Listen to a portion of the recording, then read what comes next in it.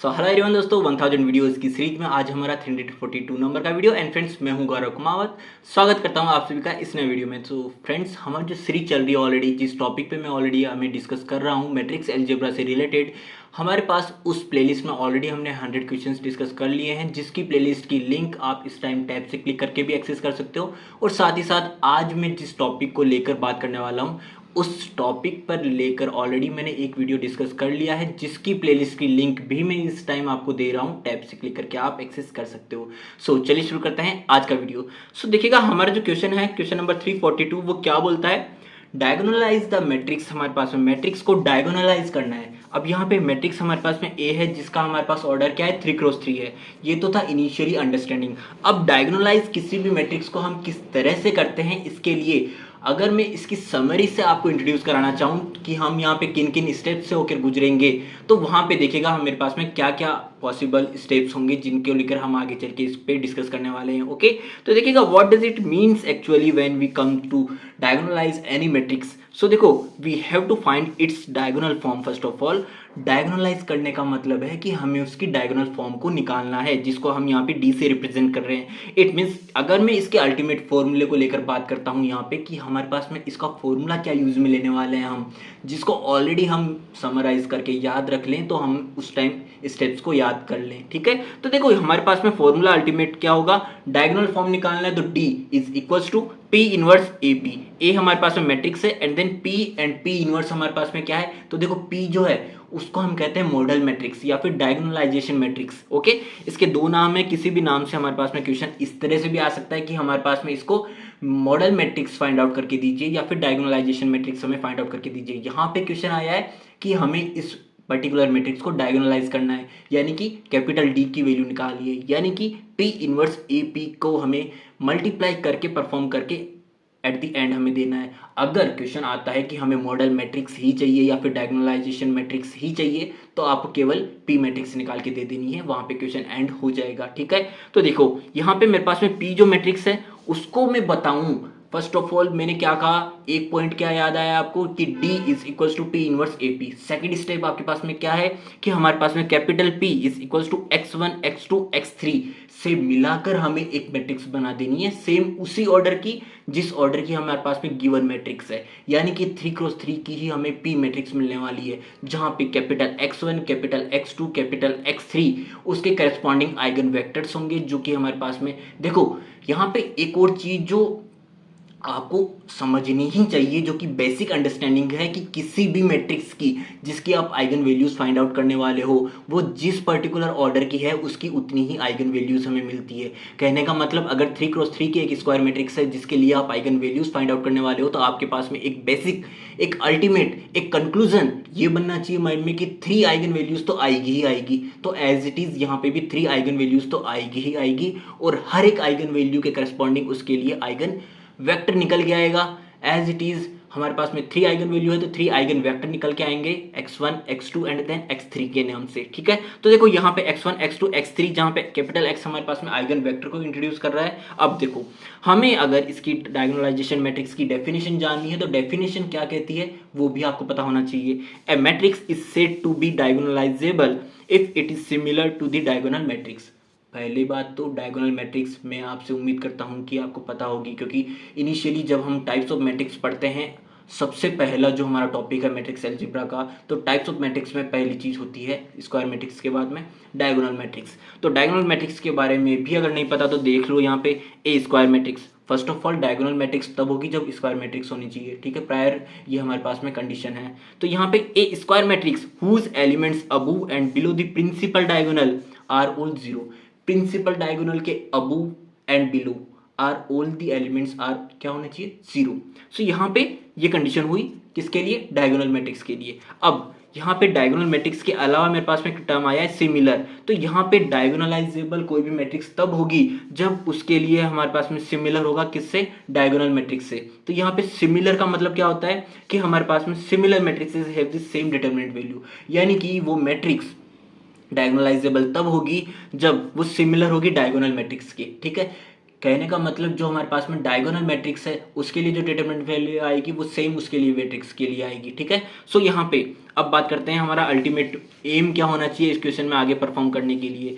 To find the value of P matrix. P matrix किसके formation से बन रही थी? आइगन वेक्टर्स के फॉर्मेशन से, जिसको मैं ऑलरेडी बता चुका हूँ कि capital D is equals to P inverse A P हो जाएगा। अब फाइनली हमारा जो क्वेश्चन है उसकी स्टार्टिंग में यहाँ से कर रहा हूँ। इससे पहले मैंने जितना बताया उसको लेकर अगर आपको किसी तरह का डाउट्स नहीं है तो यहाँ से हम कंटिन्यू कर सकते हैं। सेकंड चीज कि जितना मैंने बताया वहाँ से आप पोस्ट करके मैं चाहूँगा कि आप खुद से ट्राई करें, खुद एक ट्राई देवे बिना यहाँ से चीटिंग किए, ठीक है। सो देखिएगा यहाँ पे फर्स्ट ऑफ ऑल हमारा जो स्टेप 1 है वो क्या होगा? Finding eigen values of A matrix. तो देखो 3x3 है, इसके लिए आइगन वैल्यूज फाइंड आउट करने के लिए हमें इसकी corresponding characteristic value, characteristic equation को जानना पड़ेगा। सो कैरेक्टरिस्टिक इक्वेशन के लिए हमारे पास में जो अल्टीमेट फॉर्मूला होता है a minus lambda I is equals to 0, ठीक है। So a minus lambda I in determinant form, यहाँ पे इन डिटर्मिनेंट में। अब देखो a माइनस लेमडा आई से हमारे पास में एक क्या आएगी? कैरेक्टरिस्टिक इक्वेशन आएगी, जिसको सॉल्व करके हमें उसके रूट मिलेंगे उस इक्वेशन के, एंड देन वो रूट हमारे पास में क्या कहलाएंगे? आइगन वैल्यूज कहलाएंगे। बट यहाँ पे मैं जो आपको डायरेक्ट मेथड है, डायरेक्ट फॉर्मूला है, वो तो बेसिक था, ठीक है, वो सबको पता है। बट अगर आपके पास में 3x3 की मैट्रिक्स तो आप डायरेक्ट फॉर्मूला अप्लाई करके कैरेक्टरिस्टिक इक्वेशन फाइंड आउट कर सकते हो।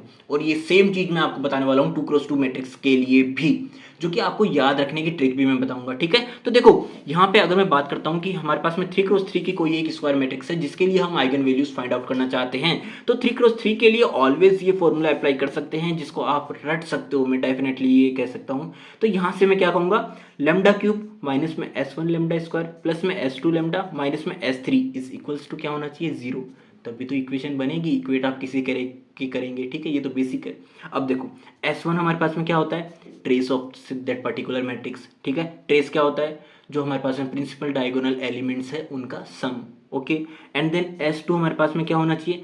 सम of minors of diagonal elements of matrix, diagonal elements के माइनर्स का सम, ठीक है। इसके लिए भी आगे चल के हम बात करने वाले हैं। एंड S3 हमारे पास में उस पर्टिकुलर मैट्रिक्स जिसके लिए हम आइगन वैल्यूज फाइंड आउट करने वाले हैं उसकी डिटरमिनेंट वैल्यू, ओके। तो देखो यहाँ पे इसको याद रखने की ट्रिक क्या है? Lambda cube minus S1 lambda square, सबसे पहले हमारे पास में प्लस आएगा, देन अल्टरनेटिव चलना है हमें प्लस माइनस, यानी कि lambda cube minus S1 lambda square, then again alternate sign plus.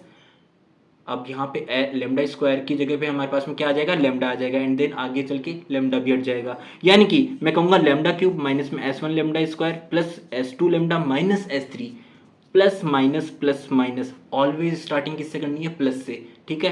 तो यहाँ पे प्लस माइनस, एंड देन यहाँ पे लेमडा की पावर्स ग्रेजुअली डिक्रीज होती जाएगी, ओके। एंड हमारे पास में 3x3 का था मैट्रिक्स, तो यहाँ पे हमारे पास लेमडा की है जो हाईएस्ट पावर होगी जिससे हमें इनिशिएट करना है इक्वेशन को, वो क्या होगी? 3 होगी, 3 2 1 एंड देन लेमडा की पावर 0, ठीक है। हो गया याद? मैं मान के चल रहा हूँ आपको याद हो चुका है, ओके। अब देखो सेम चीज को मैं बताऊंगा, अगर हमारे पास में 2x2 की कोई भी एक स्क्वायर मैट्रिक्स है जिसके लिए हमें आइगन वैल्यूज फाइंड आउट करने हैं, तो बिना a माइनस लेमडा आई लिख कर उसको डिटरमिनेंट वैल्यू को फाइंड आउट करके देन इक्वेशन बना के प्लस माइनस परफॉर्म करके ना, बिल्कुल डायरेक्ट आप उसके लिए फॉर्मूला लिख सकते हो, किसका? कैरेक्टरिस्टिक इक्वेशन का, जो कि हमारे पास में क्या होगा? अगेन 2x2 की है तो लेमडा की हाईएस्ट पावर कहाँ से होगी? 2 से स्टार्ट एंड देन 2 1 0। अब स्टार्ट कहाँ से होगा? Sign, alternate sign, plus minus plus, तो यहाँ पे plus lambda square minus S1 lambda plus S2 is equals to 0। अब जो हमारा लास्ट वाला टर्म है जो कि लेमडा की पावर 0 के साथ में है, कहने का मतलब है कि जो हमारे पास में बिना किसी वेरिएबल के है, तो वो हमारे पास में हमेशा क्या होगा? उस पर्टिकुलर मैट्रिक्स की डिटरमिनेंट वैल्यू होगा। एंड S1 हमारे पास अगेन यहाँ पे क्या हो जाएगा? इसका ट्रेस हो जाएगा, यानी कि उस मैट्रिक्स के डायगोनल जो एलिमेंट्स है उनका सम हो जाएगा, ठीक है। तो देखिए यहाँ पे मेरे पास में 3x3 की मैट्रिक्स थी जिसके लिए मैंने यहाँ पे कैरेक्टरिस्टिक इक्वेशन फाइनली लिख दी थी। अब देखो S1 निकालना है, तो S1 क्या था? ट्रेस, यानी कि 1 2 3 क्या आया?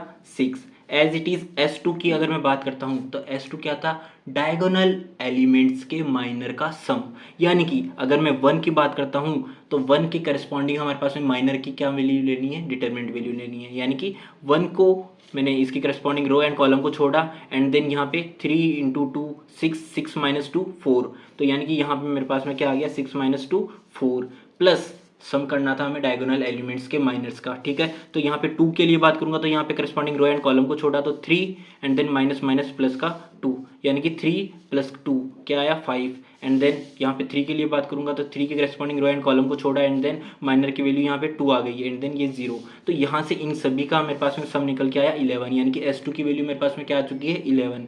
अब S3 की बात करूँ तो S3 मेरे पास में उस पर्टिकुलर मैट्रिक्स की डिटरमिनेंट वैल्यू होगी जो कि मैंने डायरेक्ट यहाँ पे लिख दिया है कंक्लूड करके। आई होप आपको डिटरमिनेंट वैल्यू निकालनी आती होगी, ठीक है। सो देखिएगा यहाँ पे मेरे पास में 6 आ चुका है आंसर। अब यहाँ पे लैम्डा क्यूब माइनस 6, ठीक है, माइनस S1 की वैल्यू 6 एंड देन S2 की वैल्यू 11 एंड देन S3 की वैल्यू 6 अगेन इक्वल्स टू 0। अब by hit and trial method में यहाँ से इनिशिएट करना चाह रहा हूँ कि हमें यहाँ पे इसके रूट्स किसी तरह से फाइंड आउट हो जाए। तो यहाँ पे देखो मैं लैम्डा को 1 वैल्यू दे के देख रहा हूँ कि ये इसकी इक्वेशन को सेटिस्फाई कर रहा है या फिर नहीं।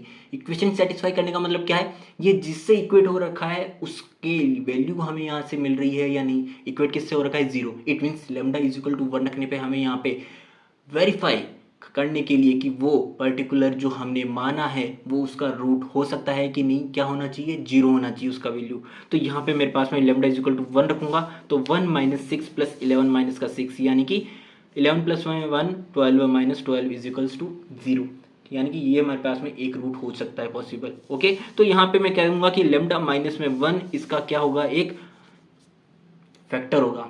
1 इसका रूट होगा, लैम्डा माइनस में 1 क्या होगा, इसका एक फैक्टर होगा। ओके, सो यहाँ पे मैं मानता हूँ कि आपको रूट एंड फैक्टर की अंडरस्टैंडिंग भी है। लैम्डा इज इक्वल टू 1 मेरे पास में रूट है, यानी कि लैम्डा इज इक्वल टू 1 रखने पे हमारे पास में ये इक्वेशन क्या हो रही है 0 में सेटिस्फाई कर रही है। लैम्डा माइनस 1 इसका एक फैक्टर है, यानी कि लैम्डा माइनस 1 से इस पर्टिकुलर इक्वेशन को हम डिवाइड करेंगे तो पूरा पूरा भाग जाएगा, कंप्लीटली डिविजिबल होगा।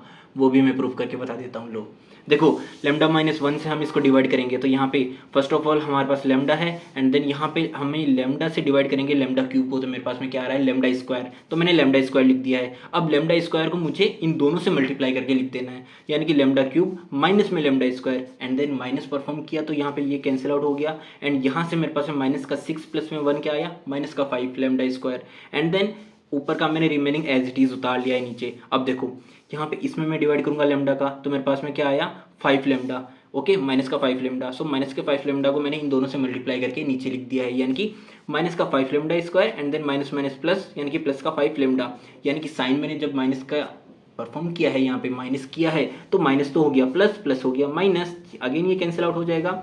11 माइनस में 5 क्या आ गया 6 आ गया, 6 लैम्डा माइनस में 6। अब देखो यहाँ से लैम्डा से डिवाइड किया तो 6 आ गया, तो यहाँ पे अगेन प्लस का 6 हो गया, तो 6 लैम्डा माइनस में 6, यानी कि ये पूरा मेरे पास में कैंसिल आउट होकर 0 में आ जाएगा जब मैं यहाँ पे इसका साइन चेंज करके साइन माइनस परफॉर्म करूंगा। तो अब कहने का मतलब है कि इसको मैं कैसे लिख सकता हूँ कि लैम्डा माइनस 1 को अगर मैं इसको मल्टीप्लाई करके लिखता हूँ तो वहां से मेरे पास में क्या आएगा, जो इक्वेशन हमारे पास में है ये आएगी, ठीक है।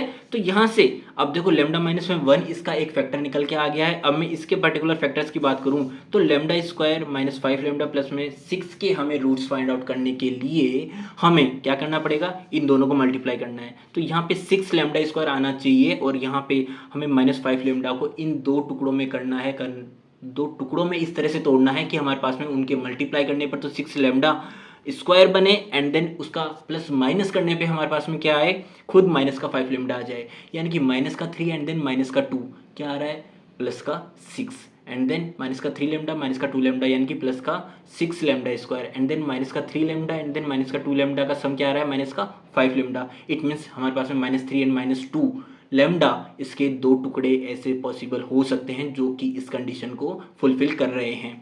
तो यहाँ से मैं कहूँगा कि लैम्डा स्क्वायर माइनस में 3 लैम्डा माइनस का 2 लैम्डा प्लस का 6 इज इक्वल्स टू 0, जहाँ से लैम्डा अगर मैं कॉमन लेता हूँ तो लैम्डा माइनस में 3 रिमेनिंग रह गया एंड देन माइनस का 2 कॉमन लेता हूँ तो लैम्डा माइनस 3 अगेन रह गया, जहाँ से lambda minus 3 and then lambda minus 2 अगर मैं ऊपर से सम करके लिखता हूँ हमारा जो कंप्लीट स्टेप लिखता हूँ तो lambda minus 1 lambda minus 2 and then lambda minus 3 हमारे पास में इसके 3 फैक्टर्स निकल के आ चुके हैं, जिन तीनों को अगर मैं 0 के इक्वेट करता हूँ तो मेरे पास में तीनों रूट्स निकल के आ चुके हैं इस इक्वेशन के, जिनको मैं कहूँगा इसकी आइगन वैल्यूज, यानी कि लैम्डा इज इक्वल टू 1, 2, 3 हमारे पास में 3 आइगन वैल्यूज मिल चुकी है, जिनके लिए अब हमारे पास में जो सेकंड स्टेप होगा वो क्या होगा, इन पर्टिकुलर लैम्डा की वैल्यूज़ यानी कि इन पर्टिकुलर आइगन वैल्यूज से हमें करस्पॉन्डिंग आइगन वेक्टर्स में कन्वर्ट करना है इस इक्वेशन को, ठीक है।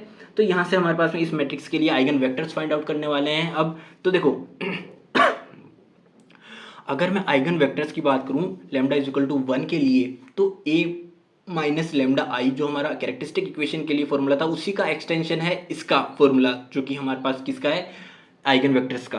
तो देखो my ultimate aim here is P is equal to x1 x2 and x3। तो यहाँ पे मैं x1 की बात कर रहा हूँ, okay, x1 first eigen vector की बात कर रहा हूँ। तो यहाँ पे मैं कहूँगा a minus lambda in multiplication में x1 आ जाएगा इज इक्वल्स टू 0।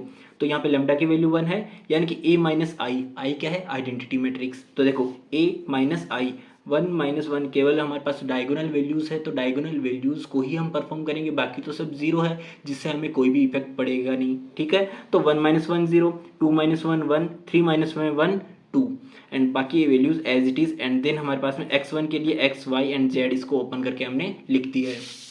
सो देखिएगा यहाँ पे अब मैं क्या करने वाला हूँ, हमारे पास में जो फाइनली a माइनस आई करके मिला है मैट्रिक्स वो मैंने यहाँ पे लिख दिया है, ठीक है। And X Y Z is equals to जो हमारे पास में जीरो था जिससे इक्वेट हो रखा था वो क्या थी, नल मैट्रिक्स थी, ठीक है। सो करस्पॉन्डिंग नल मैट्रिक्स हमने कॉलम मैट्रिक्स में लिख दिया है यहाँ पे। अब देखो यहाँ से इस करस्पॉन्डिंग रो को इस कॉलम के साथ में मल्टीप्लाई करूंगा तो ये दोनों जीरो से तो ये जीरो हो जाएगा, बट ये माइनस का जेड इक्वेट होगा हमारे पास में जीरो के, यानी कि z is equals to zero हमारे पास में एक वैल्यू मिल चुकी है। एज इट इज़ अगर मैं इस पर्टिकुलर रो को मल्टीप्लाई करता हूँ इस पर्टिकुलर कॉलम से तो हमारे पास इक्वेट होगा इस जीरो के, तो x प्लस वाई प्लस में z is equal to zero होगा, जहाँ से जीरो ऑलरेडी है हमारे पास में z, तो मेरे पास में x प्लस में y is equal to zero होगा। It means x is equal to मैं माइनस का y लिख सकता हूँ, ठीक है, एज इट इज़। अब आपको किसी भी एक वेरिएबल को हमारी तरफ से लेट करना है, किसी भी एक वैल्यू को जो कि हमारे पास में छोटी से छोटी ही कंसीडर करना है, और अमूमन 1 या -1 को हम अज्यूम करते हैं। मैं यहाँ पे लेट करके चल रहा हूँ y इज इक्वल टू 1, तो y इज इक्वल टू 1 अगर मैं रखता हूँ तो x is equal to -1 value आ जाएगी एंड z तो कॉन्स्टेंटली जीरो ही रहेगा चाहे कुछ भी हो x एंड y की वैल्यू, ठीक है, ओके। सो यहाँ से x y एंड z की मैंने लिख दी है, इनसे मेरे को फर्स्ट जो हमारा आइगन वेक्टर था वो मिल चुका है, ठीक है। अब इसी तरह से अगर मैं x2 के लिए बात करूं यानी कि लेमडा इज इक्वल टू 2 जो हमारी सेकंड आइगन वैल्यू थी उसके करस्पॉन्डिंग आइगन वेक्टर क्या आने वाला है उसके लिए अगर मैं बात करूं तो a minus lambda I, lambda की वैल्यू 2 है यानी कि a माइनस का 2i multiplied by capital x2 is equals to 0। तो हमारे पास में a मैट्रिक्स माइनस में 2 मल्टीप्लाइड बाई जो आइडेंटिटी मैट्रिक्स है वो, तो यहाँ से हमारे पास में हर एक डायगोनल एलिमेंट जो ए का था उसमें से माइनस क्या हो जाएगा, 2 हो जाएगा, ठीक है। देखिए यहाँ पे 2 से आप मल्टीप्लाई कर देंगे तो यहाँ पे हर एक each element of the main जो डायगोनल एलिमेंट है वहाँ से -2 हो जाएगा। तो यानी कि यहाँ से मेरे पास में -1 0 एंड देन 1 हो गया है एंड बाकी के एलिमेंट्स एज इट इज़ रहने वाले हैं, X Y and Z as it is equals to 0। अब देखो अगेन यहाँ से मल्टीप्लीकेशन परफॉर्म कर देना है आपको, इसको मल्टीप्लाई करेंगे इस करस्पॉन्डिंग रो को इस कॉलम के साथ में, तो माइनस का x माइनस का z इज इक्वल्स टू 0, यानी कि x इज इक्वल्स टू मैं माइनस का z लिख सकता हूँ यहाँ से, ठीक है। And second as an understanding हम यहाँ से ये लिख सकते हैं कि अगर मैं थर्ड रो से करूँ तो मेरे पास में थर्ड रो को इस पर्टिकुलर कॉलम के साथ में मल्टीप्लाई करने के बाद में इस जीरो के साथ में इक्वेट होगा। तो यहाँ पे मेरे पास में 2x प्लस में 2y प्लस में z इज इक्वल्स टू हमारे पास में 0 आ जाएगा। तो यहाँ से मेरे पास में जो x है इसकी जगह पे माइनस का z पुट किया मैंने, जहाँ से प्लस माइनस करने के बाद में 2y is equal to z मिल रहा है। आपको एक और बात क्लिक होनी चाहिए कि हमारे पास में जो सेकंड रो है उसको मल्टीप्लाई मैंने क्यों नहीं किया। तो अगर आप यहाँ से देखेंगे तो देखो इस पर्टिकुलर रो को मैं इससे मल्टीप्लाई करूँगा तो सेम ये वाली चीज़ ही मिलने वाली है माइनस से मल्टीप्लाई करके, ठीक है। सो देखो किसी भी तरह का डाउट नहीं रहना चाहिए मन में, ठीक है। मैं सेम चीज़ बोलूँगा, मैं ऑलरेडी यहाँ पे अगर 3x3 की मैट्रिक्स की बात कर रहा हूँ तो आपको सेम क्वेश्चन ऐसा नहीं सोच के चल रहा कि सेम यही क्वेश्चन उठ के आ जाएगा एग्जाम में, नहीं। इससे पर्टिकुलर इससे रिलेटेड 2x2 के लिए भी मैंने कैरेक्टरिस्टिक इक्वेशन निकालने के लिए जो डायरेक्ट फॉर्मूला था शॉर्टकट वो मैंने बताया। तो इसी तरह से मैं जो बारीक बारीक की डिटेल्स है बेसिक्स को जोड़कर उनको मैं आपको मेंशन करता रहूँगा बीच बीच में, ठीक है। तो देखो यहाँ पे आइगन वेक्टर मेरे पास में कब आएगा, जब यहाँ पे मेरे पास में X Z and then Y Z, यानी कि मेरे को किसी एक को कंसीडर करना पड़ेगा, लेट करके चलना पड़ेगा जिससे बाकी सभी वैल्यूज आ जाए, ठीक है। तो यहाँ पे अगर मैं y को 1 रखता हूँ तो z इज इक्वल टू 2 हो जाएगा, ठीक है। अब जब z इज इक्वल टू मेरे पास में 2 आया तो x की वैल्यू माइनस का 2 हो जाएगी, ओके। तो यहाँ से मेरे पास में एक्स वाई एंड z यानी कि कैपिटल X2 यानी कि lambda is equal to 2 eigenvalue के करस्पॉन्डिंग जो हमें आइगन वेक्टर मिलने वाला है उसकी वैल्यू हमें यहाँ से मिल चुकी है। अब देखो सेम इसी तरह से मैं एक्सपेक्ट करूंगा कि जो x3 है lambda is equal to 3 eigenvalue है उसके करस्पॉन्डिंग जो आइगन वेक्टर निकलने वाला है उन स्टेप्स को आप खुद से परफॉर्म कर लेंगे। और अगर आपको कहीं डाउट आती है तो आप यहाँ से देख सकते हैं। ओके, सेम चीज़ मैं यहाँ पे पेज टर्न ओवर करके भी आपको वेरीफाई करा देता हूँ कि इसका फाइनल जो आइगन वेक्टर निकल के आएगा वो क्या निकल के आएगा, जहाँ से आप वेरीफाई कर सकते हो कि आपने सही किया है या फिर गलत। ठीक है, तो देखो यहाँ से मेरे पास में x3 कैपिटल x3 आ जाएगा 1 -1 एंड देन माइनस का 2। अब स्टेप 1 आइगन वैल्यू निकाली, स्टेप 2 आइगन वेक्टर निकाला, स्टेप 3 हमारे पास में क्या है, आइगन वैल्यूज से करस्पॉन्डिंग आइगन वेक्टर्स को फॉर्म करके एक पर्टिकुलर हमारे पास में पी मैट्रिक्स निकालनी है जिसको हम नाम देने वाले हैं मॉडल मैट्रिक्स या फिर कैरेक्टराइजेशन मैट्रिक्स। ठीक है, sorry diagonalization matrix. Okay, so यहाँ से मेरे पास में मॉडल मैट्रिक्स या फिर डायगोनलाइजेशन मैट्रिक्स के लिए capital P is equal to x1 x2 and then x3 इन तीनों आइगन वेक्टर्स को फॉर्मेशन में बना के लिख देना है। ओके, तो देखो इन तीनों से मैंने यहाँ पे पी मैट्रिक्स लिख दी है इजीली। अब देखो स्टेप 4 मेरे पास में क्या होगा, डायगोनल फॉर्म में हमें रिप्रेजेंट करना है, डायगोनलाइज करना है इस पर्टिकुलर मैट्रिक्स को जो हमें क्वेश्चन में गिवन थी। सो डायगोनलाइज करने के लिए हमें यहाँ पे capital D is equal to P inverse A P perform multiply करना पड़ेगा। ठीक है, ये वाला जो मल्टीप्लिकेशन है वो परफॉर्म करना पड़ेगा। So capital D is equal to P inverse A P के लिए फर्स्ट ऑफ ऑल तो मुझे P से P इनवर्स निकालना है। P इनवर्स यानी कि इस पर्टिकुलर मैट्रिक्स का इनवर्स मैट्रिक्स निकालना है, जो कि क्या होता है P इनवर्स की अगर मैं बात करूँ तो एडजॉइंट P अपॉन में डिटरमिनेंट P हो जाएगा। फर्स्ट ऑफ ऑल मैं इसकी डिटरमिनेंट वैल्यू फाइंड आउट करूंगा, तो यहाँ से आप देख सकते हैं कि इसकी डिटरमिनेंट वैल्यू मेरे को -2 मिलने वाली है।